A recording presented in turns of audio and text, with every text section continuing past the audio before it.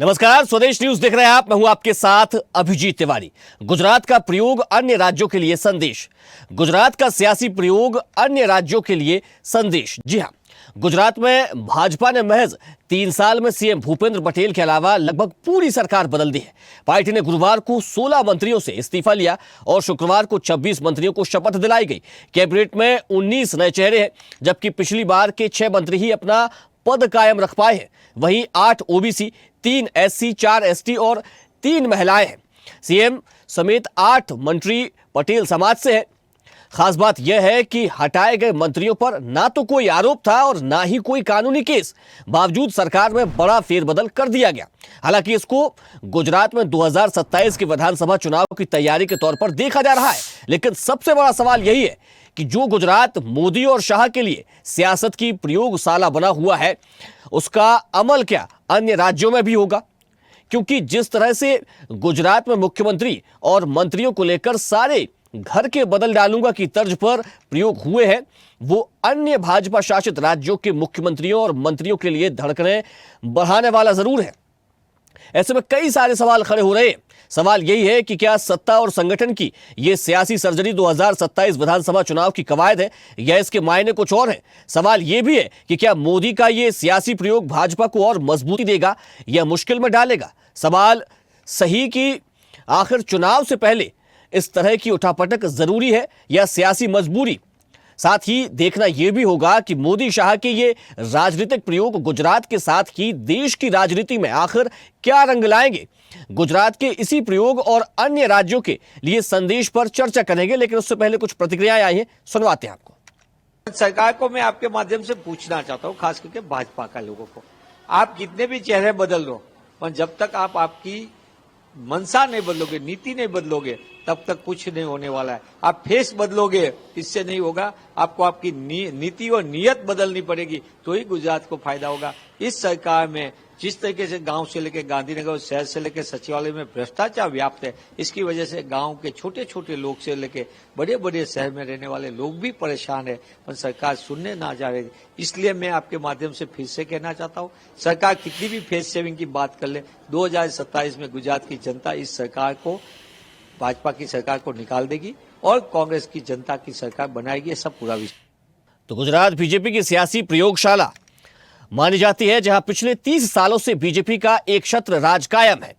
इसके बाद भी बीजेपी एक बार फिर 2021 की तरह गुजरात कैबिनेट में बदलाव हुआ है। ऐसे में सवाल उठता है कि बीजेपी को गुजरात में सियासी सर्जरी करने की जरूरत क्यों पड़ी है। आज इसी मुद्दे पर करेंगे चर्चा, लेकिन सबसे पहले परिचय करवा देते अपने मेहमानों से। हमारे साथ भाजपा नेता अनिल गोयल जी जुड़ गए, आपका बहुत स्वागत है। साथ ही पूर्व मंत्री कांग्रेस से कुरुन पुष्पलीला जी हमारे साथ जुड़ गए, आपका भी बहुत स्वागत है। वहीं राजनीतिक विश्लेषक डॉक्टर सुनील त्रिपाठी जी भी हमारे साथ जुड़ गए, आपका भी बहुत स्वागत है। मैं चर्चा की शुरुआत अनिल गोयल जी से करूंगा। अनिल जी, क्या वजह रही इतना बड़ा फेरबदल किया गया, पूरे मंत्रिमंडल से इस्तीफा कराया गया, फिर नए चेहरों को लाया गया, पूरा नए मंत्रिमंडल का विस्तार कर दिया गया? क्या वजह है इसके पीछे? अभिजीत जी, वजह कुछ नहीं है। पहली बात तो यह है कि एक अनुशासित पार्टी है और हम अनुशासित पार्टी के लिए जहां पर आवश्यकता होती है कि कुछ लोगों को संगठन में लाना है और उनको सरकार से हमको संगठन में लाना तो लेके आते हैं, और कुछ संगठन के लोग सरकार में भेजने होते तो भेजते हैं। ये एक जनरल हमारे पास बीजेपी निश्चित तौर पर हर जगह सुधार के लिए काम करती है। आवश्यकता के अनुसार अपने कार्यकर्ताओं को जहां पर ठीक समझती है वहां पर वो फिट करती है। हमारे भाजपा का एक एक अनुशासित कार्यकर्ता है, संगठन के हर आदेश को मानता है और उसके हिसाब से काम करता है। सरकार पूरी तरीके से ये चाहती है कि संगठन और सरकार आपस में तालमेल बना रहे और दोनों अपनी अपनी जगह पर अपना अपना काम करते रहें। इसलिए आवश्यकता के अनुसार हम फेरबदल करते रहते हैं। तो इसके अंदर जिस तरीके से आप ये कह सकते हैं कि हमने अपने प्रदेश अध्यक्ष सीआर पाटिल की जगह जगदीश विश्वकर्मा को प्रदेश अध्यक्ष बनाया। वो हमारे सहकारिता मंत्री थे। अब सहकारिता मंत्री को मंत्री पद से हटा करके हमने प्रदेश अध्यक्ष बनाया है, तो इसका मतलब उनकी योग्यता पर प्रश्न नहीं है। इसका मतलब उनका उपयोग संगठन में और अधिक है और अधिक संगठन में उपयोग करके उनको इसमें लाया गया है। तो इसलिए संगठन से सरकार में, सरकार से संगठन में कार्यकर्ताओं की अदला बदली समय समय पर होती रहती है। इसमें कुछ नया नहीं है। और सिर्फ ये है कि गुजरात का विकास और तेजी से हो, गुजरात और तेजी से आगे बढ़े। और अभी जिस 2026 में भी निगम का चुनाव है, 2027 में भी गुजरात की स्टेट का चुनाव है, उन सब में सभी इसको साथ लेकर के कैसे चला जाए। अब हमने इस मंत्रिमंडल में पाटीदार हो, ओबीसी हो, दलित हो, आदिवासी हो, महिला हो, यानी सबका साथ, ठीक है, सबका जातीय विकास, समीकरण का बड़ा सबको ख्याल साथ रखा गया है। लेकर के- ठीक है अनिल जी, जातीय समीकरण का ख्याल रखा गया और आप कह रहे हैं कि ये सतत प्रक्रिया है, समय समय पर करने वाली ये जो प्रक्रिया है, ये उसके तहत पूरे अलग से मंत्रिमंडल लाया गया है, उसका विस्तार किया गया है। लेकिन विपक्ष कह रहा है कि आपसी नेताओं की कलह, असंतोष और भेदभाव के कारण ये किया गया है। नहीं, विपक्ष अपने गृहवान में नहीं झांकता। आज बिहार की स्थिति क्या है सबको पता है। विपक्ष कभी एकजुट नहीं होता, विपक्ष कभी देश हित की बात नहीं करता, विपक्ष कभी गुजरात के हित की बात नहीं करता, विपक्ष कभी बिहार हित की बात नहीं करता।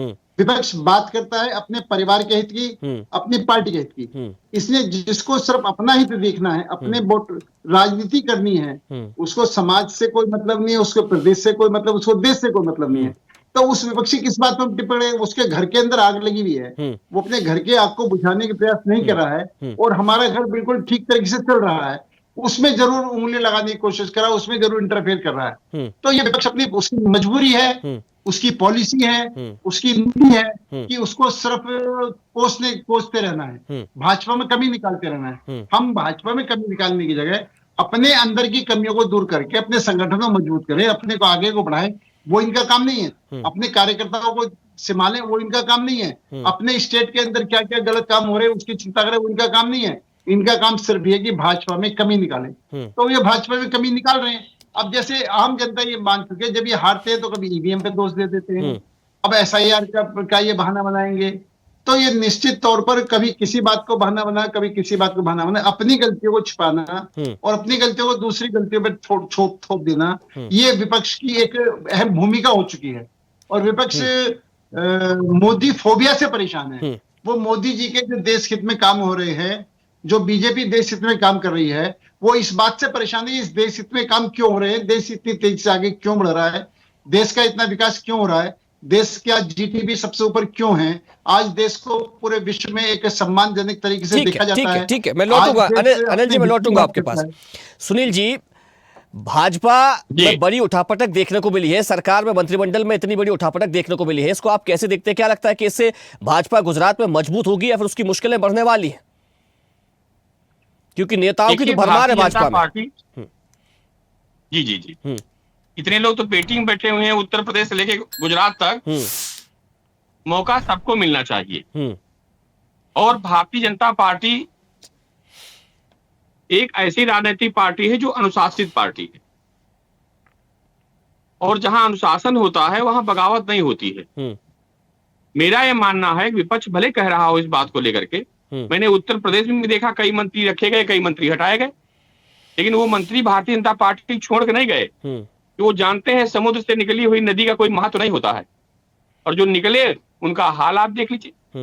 बाबू कल्याण सिंह, मैं उत्तर प्रदेश चर्चा करना चाह रहा हूँ। बाबू कल्याण सिंह जी भाजपा के वरिष्ठ नेता थे, मुख्यमंत्री रहे, लेकिन जिस दिन बीजेपी से निकल के बाहर गए, अपनी पार्टी बनाई, क्या हाल उनका हुआ। तो मेरा मानना है, देखिए, ये सरकार का अपना नेतृत्व है, सरकार क्या चाहती है, कैसे लोग चाहती है, और जब सबको मौका मिलता रहेगा, कोई ऐसी गारंटी तो है नहीं 5 साल की विधायक तरह अगर आप मंत्री बन गए तो हटाए नहीं जाएंगे। रही विपक्ष की बात, विपक्ष पास क्या मुद्दे हैं ये विपक्ष जाने, लेकिन अपने भी घर में झांक लेना चाहिए कि हमारे वहां क्या चल रहा है। सुनील जी, क्या ये कह सकते हैं कि पार्टी इतनी मजबूत स्थिति में है कि इस तरीके के प्रयोग से उसको कोई फर्क नहीं पड़ता है, जो भी हो रहा है उसकी पार्टी की मजबूती के लिए किया जा रहा है? देखिए, मेरा तो ये मानना है कि पार्टी, भारतीय जनता पार्टी में उत्तर प्रदेश में योगी जी और केंद्र में मोदी जी, दो ही के ऊपर निर्भर समय दिखाई पड़ रही है, वरना 75 साल में नरेंद्र मोदी जी बाहर हो गए होते। आज पूरी पार्टी उनके ऊपर विश्वास कर रही है कि नरेंद्र मोदी जी जिधर जाएंगे भारतीय जनता पार्टी का उत्थान होगा, राष्ट्र का उत्थान होगा। इसके तहत कोई भी, मेरा अनुमान है कि जो लोग हटाए भी गए हैं वो बगावत की स्थिति में अन्य पार्टियों की तरह नहीं आए हैं, और जो आए हैं मैं कह चुका हूं, अपना हाल देख चुके हैं कि हमारा हाल क्या होगा। लेकिन सबको मौका मिलना चाहिए। इस बात से तो भारतीय जनता पार्टी जरूर है कि परिवारवाद नहीं है, वंशवाद नहीं है, एकतावाद नहीं है, मतलब कि जो कहे वही सही। और भारतीय जनता पार्टी में मैं तारीफ बार नहीं कर रहा हूं कि कौन कब कहां बैठाया जाएगा, कब कौन हटाया जाएगा, ये अच्छे अच्छे लोग राजनीतिक विश्लेषक नहीं जान पाते हैं। सही बात है, पहली बार के विधायक मुख्यमंत्री बना दिए जाते हैं। जी जी ठीक है, मैं सुनील जी आपसे जी जैसे मुख्यमंत्री, मैं आपसे जानना चाहूंगा, कह रहा हूं जी बात पूरी कीजिए अपनी कि राम प्रकाश जी जी कुछ कह रहे हैं आप? नहीं बात पूरी कीजिए, अपनी बात पूरी कीजिए। मैं कह रहा हूं कि उत्तर प्रदेश के ऐसे एक मुख्यमंत्री हुए राम प्रकाश जी, जिनको सपने में अपने को उम्मीद नहीं थी मैं उत्तर प्रदेश मुख्यमंत्री बन जाऊंगा, और जबकि शाम को रमापति जी हमारे साथ बैठे हुए थे, उन्होंने हम लोगों से कहा कि भाई बधाई हो, एसपी जी हमारे वहां जांच में आ गई है, सुबह मुख्यमंत्री रूप में आप लोगों से मुलाकात होगी। मैं उस बात का गवाह हूँ। और हम लोग सोचे रमापति जी बनाए जा रहे हैं, क्योंकि दलित वर्ग से आते थे। सुबह घोषणा हो गई कि राम प्रकाश जी उत्तर प्रदेश मुख्यमंत्री बना दिए गए। तो ये अनुशासित पार्टी है, और हर पार्टी को अनुशासित होना भी चाहिए कि जो परिवार का मुखिया कह रहा है, अगर उस बात को आप नहीं मानोगे तो निश्चित रूप से वो परिवार बिखर जाएगा, टूट जाएगा, और विपक्ष आज ऐसी स्थिति में खड़ा हमको दिखाई पड़ रहा है। जी, तो क्या लगता है कि इस तरीके की जो गतिविधियां है वो अन्य राज्यों में भी देखने को मिल सकती है?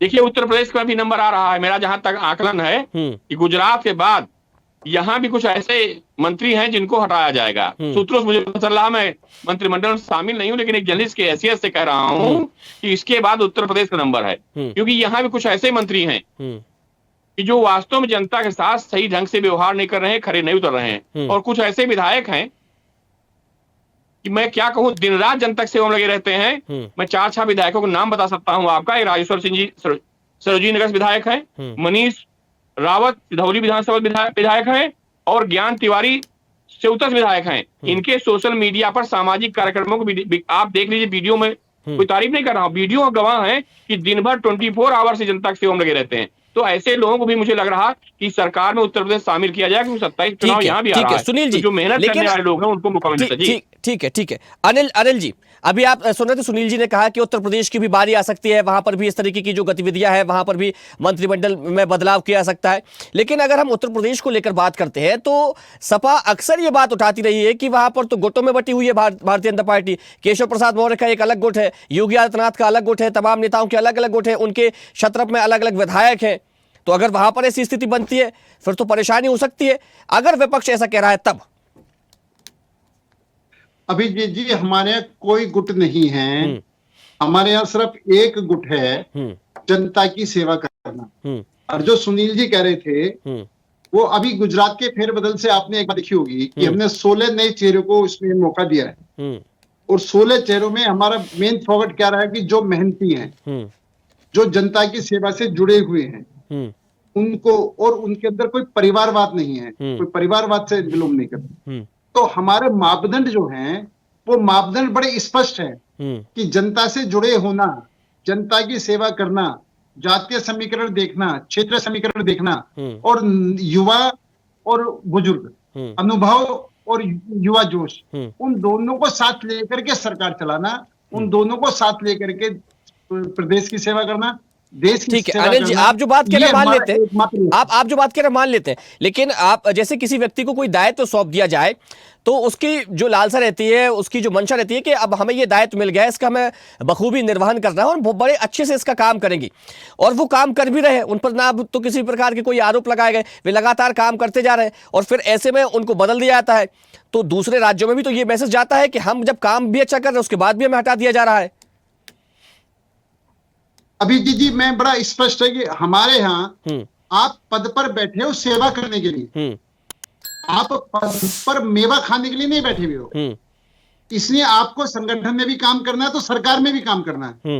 और जो सिर्फ काम करने के लिए आता है उस पर कोई फर्क नहीं पड़ता कि वो सरकार में है या संगठन में है, या पार्टी उन्हें कहीं भी काम पर लगा रही है। वहां लड़ाई वहां कहां होती है, जब बंदर बाट होती है, जहां हिस्से बढ़ते हैं, जहां प्रॉफिट बढ़ते हैं, जहां पैसों का बंटवारा होता है, वहां पर विवाद होता है। आप ये देखिए, इतना बड़ा फेरबदल होने के अंदर भी गुजरात के अंदर आपको कहीं भी विरोध की चिंगारी दिखाई नहीं दी है, क्योंकि मुझको सेवा करनी है, और जब सेवा करनी है तो पार्टी कहीं भी कराए। लेकिन अगर मुझको मेवा खानी है, मुझको भ्रष्टाचार करना है, तो स्वाभाविक बात है उसमें टेंशन भी होती है, चिंगारी भी उठती है, लड़ाई झगड़े भी होते हैं। ऐसा नहीं है भारतीय जनता पार्टी में। भारतीय जनता पार्टी में आने का मतलब है कि समाज की सेवा करनी है, देश की सेवा करनी है, देश के विकास के लिए काम करना है, ठीक है, अपने आप को झोंकना है। ठीक है, ठीक है। हमारे साथ कांग्रेस से पूर्व मंत्री कुंजरू पुष्पलीला जी जुड़ गई है। पुष्पलीला जी, आपने देखा है गुजरात में क्या कुछ हुआ है, मंत्रिमंडल में किस प्रकार की जो है वो बदलाव किया गया है, इसको कैसे देख रही है आप? ये जो करते ना, अच्छे काम करने वालों को उनका नाम आगे आ जाएगा, कल कंपटीशन बढ़ जाएगा, ऐसा सोच विचार में रहते हैं। जब अमित शाह का बेजा काम ज्यादा करता है ना, तो माइंड गेम करते रहते हैं कहीं भी वहां पर, जिसको ना उन लोगों को रखने का है तो ये टाइप नहीं नहीं नहीं, हमारा को पसंद है, ज्यादा काम अच्छा भी करे, कुछ भी करने दो, उसको पसंद ना पसंद के ऊपर डिपेंड है। तो बीजेपी वालों का माइंड सेट ऐसा है कि चुप के रहना, कोई भी रहना तो उसके बाद सुनना। अगर इंडिविजुअली डिसीजन वो लोग कुछ लेना चाह रहे तो उसका नाम अच्छा आगे चले जाएंगे, तो वो लोग बर्दाश्त नहीं करेंगे। पर्टिकुलरली अमित शाह का माइंड ऐसी है, और जो है ना मोदी एंड अमित शाह का जोड़ी में खुद का पार्टी को भी उन लोग अभी तो यहाँ पर भी ऐसा नहीं है कि बीजेपी पूरा एक ही है। आरएसएस जब था ना, आरएसएस का कंट्रोल में था, अच्छा चल रहा था, अभी नहीं है। अभी देखो गुजरात से लेकर महाराष्ट्र में देखो आप, नितिन गडकरी का एक विंग चलते रहता अलग से, और बीजेपी का 3-4 लोगों का ग्रुप चलते रहते हैं। अगर उन लोगों को अपने आप को वो लोग को नहीं जीतने का, जैसा नितिन गडकरी जी को आगे नहीं जाने के लिए वो लोग हर बार कोशिश करता है उसको हराने के लिए, टिकट भी लास्ट मोमेंट में देता है। तो ये खुद का भी ये लोग ऐसे जलस है कि खुद में अच्छा नाम लाना, और उसको अच्छा है उनको करप्शन, अगर करप्शन की हो गया तो उसको। लेकिन पुष्पलीला जी, आप जो बातें कह रहे हैं ठीक है, लेकिन अगर हम बीजेपी की कार्यशैली पर बात करें, बीजेपी किस प्रकार से रणनीति बनाती है, वो भले ही अपने मंत्रियों को बदल दे, विधायकों के जो सिटिंग विधायक होते हैं उनके टिकट काट दिए जाते हैं, लेकिन उसके बाद भी बीजेपी सत्ता में आ जाती है, ये कैसे संभव होता है? ईवीएम का घोटाला है, हम लोग इतना बोल रहे हैं, आप सुन रहे नहीं, पब्लिक तक हमारा पहुंचने में भी आप मदद करिए ना प्लीज। ये ईवीएम का घोटाला है, पूरा सेटिंग है भाई। ऑलरेडी हमारा गोवा में हमारा एमपी से एमएलए के वहां पर जीता था, उन लोगों को कैसा, जब उनको पसंद आता ना, पहले से बात कर लेते हैं, जीतने के बाद गवर्नमेंट को हमारा फॉर्म करने का 2 जगह पे होना था, हमारा लोगों को हटा के बीजेपी में उन लोगों को ले लिए। ऐसे गद्दार का काम ये लोग करते हैं। कहाँ का कॉन्स्टिट्यूशन भाई, इनकी कॉन्स्टिट्यूशन नहीं है हमारे, इसलिए बार बार हमारा राहुल जी कहता है कि राहुल जी का बात भी सुनना पड़ेगा, आप लोग पूरा दुनिया भर का कॉन्स्टिट्यूशन बचाओ। तो यहाँ पर किसी को बचाने का उम्मीद ही नहीं है, जो मनमानी चल रहा है। अभी तीसरी बार जीतने के बाद तो बार बार बच के आ गया, इस बार 400 पार बोला, 400 पार नहीं आया, 200 के ऊपर आया, तो जब भी हार गए ये लोग। नहीं तो अभी आपके लिए 400 पार नहीं आया, ईवीएम में घोटाला किया, ईवीएम में घोटाला किया हो तो 400 पार किया, वो तो 400 पार आराम से चले जाते, क्या बड़ी बात होती है अगर ईवीएम में घोटाला होता, ईवीएम में किसी प्रकार की सेटिंग होती तो। चलिए ठीक है, मैं लौटूंगा पुष्पलीला जी आपके पास, लौटूंगा। अनिल जी कुछ कहना चाह रहे हैं? अनिल जी 1 मिनट दीजिए मुझे, 1 मिनट। ठीक है, बात पूरी कर लीजिए अपनी। ठीक है, नहीं सुनिए, ईवीएम का जहाँ पूरा भी हो गए तो मानना नहीं पड़ता ना, तो थोड़ा सा पब्लिक के लिए थोड़ा सा छोड़ दिया होगा, इसीलिए थोड़ा सा अरे थोड़ा सा छोड़ते भी अगर तो पिछली कम से कम 300 सीटें तो कम से कम आती ही ना, जो पिछले लोकसभा चुनाव में आई थी, उससे इतना कम कैसे चले जाते? उत्तर प्रदेश जैसी जगह पर उनकी सीटें घट गई है, ईवीएम में इतना ही घोटाला कर रहे होते तो वे तो जहां चाहे वहां सरकार बना ले। ठीक है पुष्पलीला जी, अनिल गोयल जी कुछ कहना चाह रहे हैं? अनिल जी ठीक है, मैं लौटूंगा, मैं लौटूंगा। पुष्पलीला जी ठीक है, मैं सुनूंगा आपको। ठीक है अनिल जी चलो, अभिजीत जी मैं ये कह रहा हूँ कि जहां ये जीतते हैं क्या वहां भी ईवीएम खराब होता है? आप अगर ईवीएम खराब है तो आपको अपनी सरकार नहीं बनानी चाहिए, आपको बहिष्कार करना चाहिए। आप सरकार बनाने के लिए मलाई खाने के लिए बैठ जाते हैं, आप सरकार बनाने के लिए मलाई खाने के लिए बैठ जाते हैं और ईवीएम पे दोष देते। चुनाव पर जो चुनाव आयोग आपके लिए गलत है, जो ईवीएम गलत है, मशीनरी गलत है, आप चुनाव में भाग लेकर के जीत जाते हो तो सत्ता का सुख भोगने के लिए तैयार रहते हो। जनता को इतना मूर्ख मत समझो जितना आप समझते। दूसरी बात क्या है, आपने 400 पार की, हमारा तो न्याय व्यवस्था पे भैया, माननीय मंत्री, न्याय व्यवस्था पे पुष्पलीला जी बोलने दीजिए, उन्होंने बात पूरी कर लेने दीजिए। 400 पार की, आपने 400 पार की बात करी, आपका लक्ष्य कितना था? लक्ष्य रखना, कोई सब राजनीतिक दल अपना अपना लक्ष्य रखते हैं और उसके बाद में जनता जितना उनको आशीर्वाद देती है उतने आशीर्वाद लेकर के वो जो जिम्मेदारी थी वो जो जिम्मेदारी ठीक है निभाते हैं। अनिल जी, आप- अनिल जी एक और बात कही है पुष्पलीला जी ने। अनिल जी, पुष्पलीला जी ने एक और बात कही है, उन्होंने कहा कि गुजरात में जिस प्रकार से जो गतिविधियां देखने को मिली है, जो मंत्रिमंडल में बदलाव किया गया, उसकी वजह यह भी है कि किसी का कद ना पड़ जाए, कोई इतने बड़े कद का नेता ना हो जाए, इसलिए शाह और मोदी के वो नजरों में आ जाते हैं तो उनको बदल दिया जाता है, किसी का कद ना पड़ जाए, ये बात भी कही अभी। अभिजीत जी मैं वही बात कर रहा हूँ, ये इनकी सोच का दिवालियापन है। माननीय नितिन गडकरी पब्लिक दीवाना बना दे रही। माननीय नितिन गडकरी जी हमारे राष्ट्राध्यक्ष भी रहे हैं। हम सबने इंक्लूडिंग मोदी जी ने भी उनके नेतृत्व में संगठन में काम करा है, चाहे मोदी जी हैं चाहे अमित शाह हैं। और मैं पहले कह चुका हूँ कि हमारे पार्टी के अंदर संगठन में कभी भी किसी को लिया जाते, संगठन से किसी को भी मंत्रिमंडल में ले जाया जाता है। यहाँ पर एक त्याग भावना से काम करना होता है। और मैं एक बात और जो मुझे उदाहरण देना चाहता हूँ, राहुल गांधी ने अपनी सरकार के एक मंत्री को इसने हटा दिया कि राहुल गांधी के विचारों से उसके विचार अलग थे, उसने अपने विचार रखे, उन्होंने फौरन उसको हटाने आदेश दिया। बल्कि वहां के मुख्यमंत्री ने कहा कि अभी जल्दबाजी होगी, इनको नहीं हटाना चाहिए, लेकिन इसने मेरी बात नहीं मानी, इसलिए मैं इसको हटाऊंगा। इसको तानाशाही कहते हैं, इसको लोकतंत्र नहीं कहते। समझ में नहीं आ रहा। ठीक है अनिल जी, ठीक है, समय की सीमा है। ठीक है सुनील जी जल्दी से अपनी बात पूरी कीजिएगा, छोटा सा कमेंट। गलत देखिए, विपक्ष जिन मुद्दों पे चर्चा विपक्ष करना चाहिए उन मुद्दों से हट करके ईवीएम पर, एसआईआर पर और चोरी पर, अरे आप पास तमाम मुद्दे, ऐसा नहीं भारतीय जनता पार्टी आ गई पूरा रामराज्य आ गया है, लेकिन वो रामराज्य आपको नहीं दिखाई पड़ रहा है। ईवीएम पे आप मातम करते हैं चुनाव के बाद, या तो बहिष्कार कर दीजिए, आप पक्ष में है कि ईवीएम से कोई चुनाव हम नहीं लड़ेंगे, तो क्या तो बोल रहे हैं चुनाव कितने दिन से पहले चाहिए हमको, कितनी बार से कर चलिए ठीक है, समय की सीमा चर्चा का विराम देना पड़ेगा। हमारे साथ जुड़ने के लिए अनिल गोयल जी आपका बहुत शुक्रिया, पुष्पलीला जी आपका भी बहुत धन्यवाद, और डॉक्टर सुनील त्रिपाठी जी आपका भी बहुत धन्यवाद। तो गुजरात में जिस प्रकार से सियासी उठापटक देखने को मिला है, मंत्रिमंडल ने एक साथ पूरे 16 के 16 मंत्रियों ने इस्तीफा दिया, फिर उसके बाद अगले रोज 26 मंत्रियों ने शपथ ली है। हर्ष संघवी जो है उनका जो है वो कद बढ़ा है, पहले गृह मंत्री थे, अब उप मुख्यमंत्री उनको बना दिया गया, शपथ ले ली है। तो क्या जिस प्रकार से ये जो बदलाव, फेरबदल गुजरात की राजनीति में देखने को मिला है, क्या अन्य राज्यों के लिए भी ये संदेश है? ये आने वाला समय बताएगा, लेकिन संदेश स्पष्ट है कि भारतीय जनता पार्टी कभी भी कोई भी निर्णय लेने के लिए सक्षम है। ये भारतीय जनता पार्टी अक्सर बताती रहती है। चर्चा में फैलाते रहिए, देखते रहिए स्वदेश न्यूज, सबसे पहले देश। देखते रहिए स्वदेश न्यूज। अगर आप इस वीडियो को सोशल मीडिया हैंडल फेसबुक या इंस्टाग्राम पर देख रहे हैं तो हमें फॉलो करें, अगर यूट्यूब पर देख रहे हैं तो सब्सक्राइब करें और बेल आइकन दबाना ना भूलें।